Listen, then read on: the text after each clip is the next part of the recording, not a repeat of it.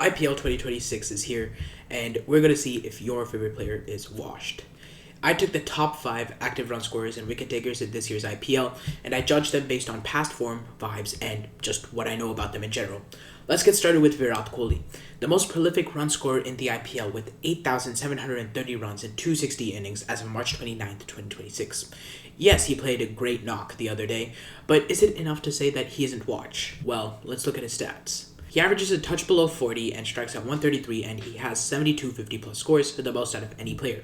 The next closest is David Warner with 66 50-plus scores. The man has scored really well in his last 10 white ball innings with scores of 69 not out, 124, 23, 93, 77, 131, 65 not out, 102, 135, and 74 not out. He's obviously in some amazing form, clearly, and he's been playing his usual style of taking singles and building his innings, but he's also reinvented himself with the slog sweep. Previously, his strike rate against spin has come under some criticism, which I don't really get because it was always pretty solid, but his slog sweep against SRH's spinners were great the other day. In RCB, he fits perfectly, as he can rotate the strike and get set, while players like Buttigieg, David, and Salt can destroy bowlers early on. He fits in perfectly as an anchor for them. It's safe to say that Kohli is not washed, but he's rather reinvented. Our next all-time run scorer is Rohit Sharma. This is a bit outdated.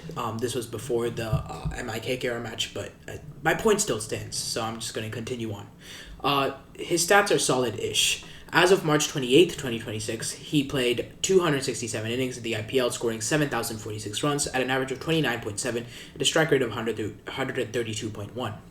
Not the best, but he's been playing for a long time, and he's just accumulated these runs over that long time of playing. Honestly, he doesn't even make it into my top 7 IPL batters of all time, maybe even top 10, I don't know. His scores in the last 10 white ball games have been 11, 24, 26, 0, 155, 75, 14, 5, 121 not out, and 73. Obviously this comes with the caveat, I'm excluding the KKR match.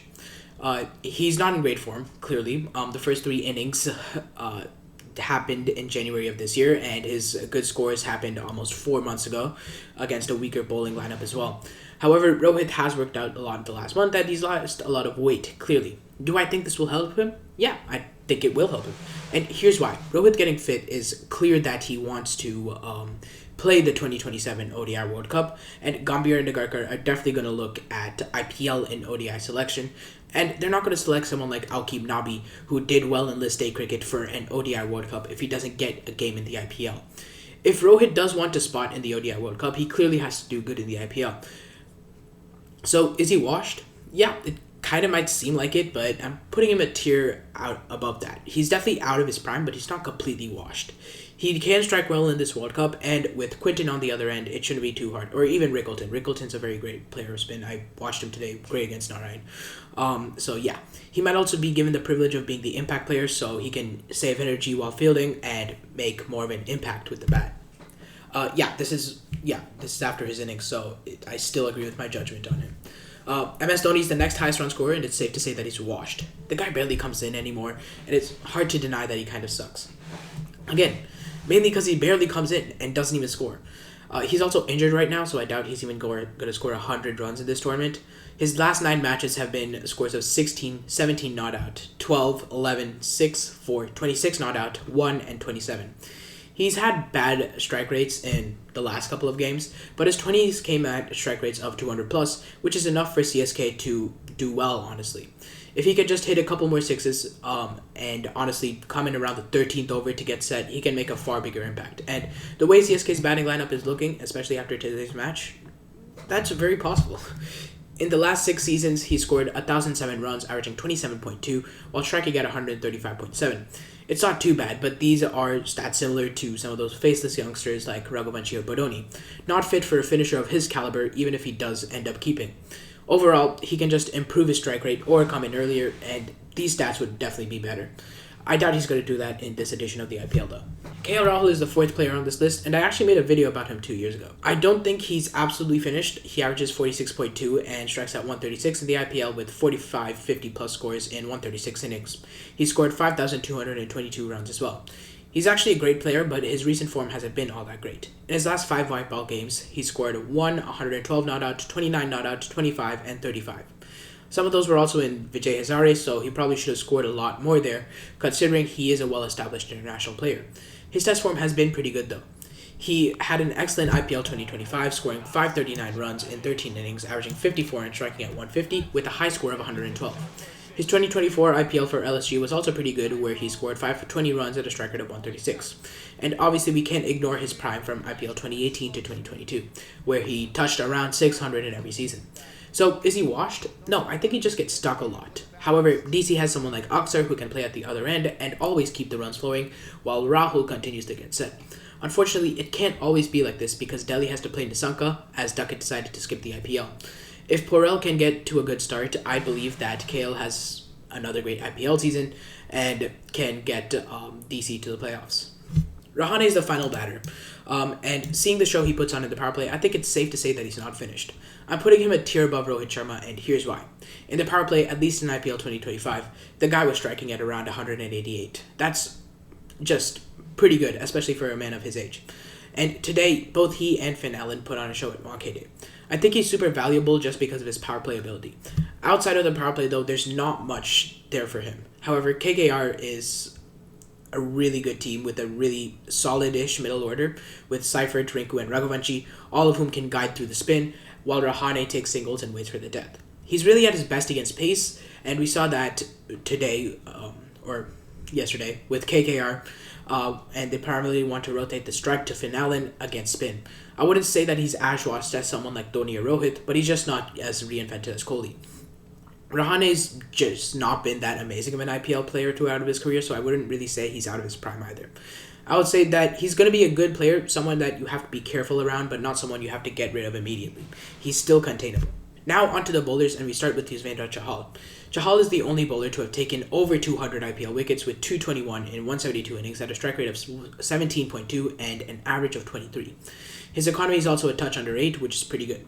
So we know he's an insane bowler, and he's playing for Punjab this year. Last year he was good for Punjab, taking 16 wickets in 13 innings at an average of 27 and a good strike rate of 16.8.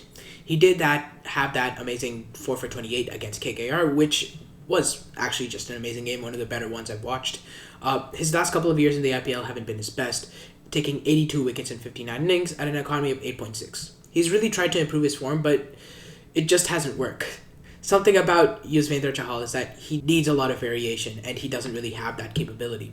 He's just become readable over the past 3 years. Good bowlers reinvent themselves constantly. Someone like Jasprit Bumrah always improves his length, depending on the match. Someone like Murali will use different deception methods every single match, but usually just doesn't really do that.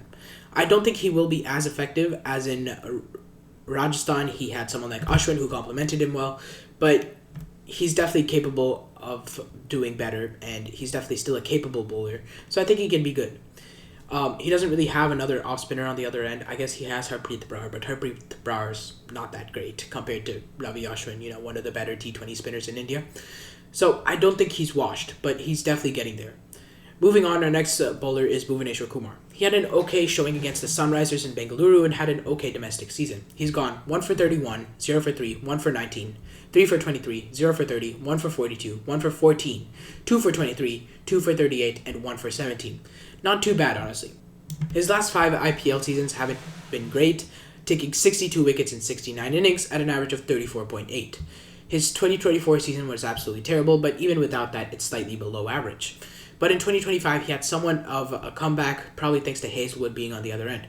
Again, not much of a comeback, still averaging 28.4 and going at 9.3, but he did have a somewhat vital role in the playoffs. So is he washed? The short answer is that there is no short answer. I mean, the dude is on a super team, and how can you really call anyone on that team washed? Like, he may be going for runs, but he still does end up on the winning side, which is an overall positive for RCB. Plus, he complements Hazelwood well, which is also an overall positive for RCB. I don't think he's completely finished just for RCB, but he still is somewhat finished. Our next player is an overseas one, being Sunil Narayan. He wasn't that great in the Wankhede today, thanks to Rickleton's amazing spin hitting, but he is still an IPL grade, so we have to consider him, He's taken 193 wickets in 188 innings at an average of 25.7 and an economy of 6.8 and a strike rate of 23. He's obviously an elite player and is clearly one of, if not the greatest, IPL all-around. In his last 5 seasons, he's played 68 innings, averaging 27.3 at an economy of 6.8 and a strike rate of 24. I consider this to be a little high, especially because someone like Varun Chakravarti was on the other end for most of these seasons, And his 2024 season was obviously great. He won MVP there. But other than that, it's been mostly lackluster. Moving the 2024 season, his average goes up to 29.94 and his strike rate goes up to 26.2, which is a huge difference because the wickets just don't flow for him, clearly. His economy stays relatively the same, but the wickets just don't come. Is this a problem? Not really. I always say that dots are just as valuable as wickets in white ball cricket. In IPL, especially nowadays, yeah, it's definitely more valuable. His batting stats don't even matter all that to me because KKR has too many other top order batters to even considering opening with Sunil Narine again. But if you do want his batting stats, he averages 28.2 since 2024 and strikes at 177.3. But his main season was just as an opener because, he didn't really do much as a number 8, obviously. So, is he finished? Well, he's certainly past his peak, to say the least. And yeah, I think I'm just going to leave Sunil Narine there. Moving on, we have Jasprit Bumrah is the next highest active wicket taker. There's no way I'm even going to talk about him being washed. Like he's in his prime. He's like Kohli's reinvented himself. Bumrah's just like still in his prime, man. Just irrelevant. And our final player, Ravindra Jadeja. His record in the IPL is actually pretty lackluster, especially with the ball. 172 wickets in 226 innings at an average of 31 and an economy of 7.7 and a strike rate of 24. Pretty bad, almost similar to pre-RCB Krunal Pandya, except for the fact that Krunal Pandya had a better economy.